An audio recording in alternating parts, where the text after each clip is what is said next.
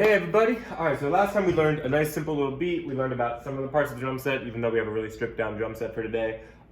Today, what we're going to do is we are going to learn about something called rhythmic notes. Alright, let's see if I can get all of this in there. I don't know, probably not. I'll do a zoom in of it later. Alright, so what we're going to do right now is we're going to learn about three kinds of notes. We have something called a quarter note, an eighth note, and a 16th note.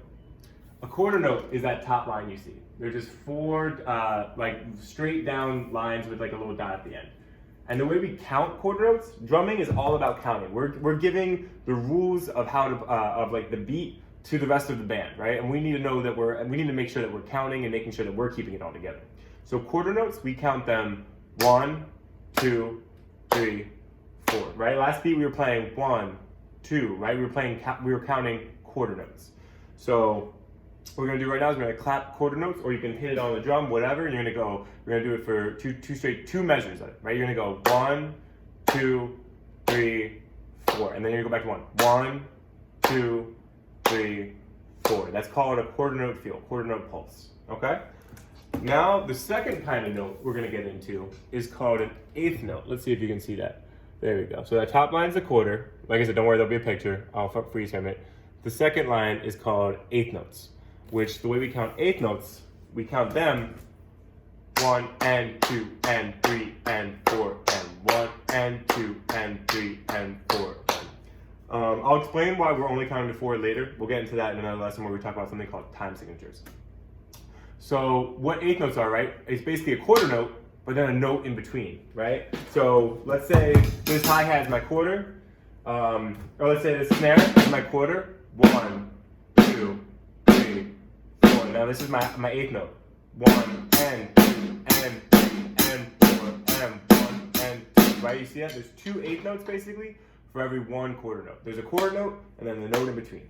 1 and 2 and 3 and 4 and. Okay? And then the last note we're going to talk about for today is, let's see where we at. There we go. Is called a 16th note. Okay? So you see there's a lot of them, right? And the way we count 16th notes, we count them 1E and a 2E and a 3E and a 4E and a 1E and a 2, right? So basically what that means is there is going to be 4 16th notes for every 1 quarter note, okay? So here's my, let's see. Oh yeah, this is gonna be my 16th note, this is gonna be my quarter. 1E and a 2E and a 3E and a 4E and a, right? You see that? 4 16th notes for every 1 quarter, right?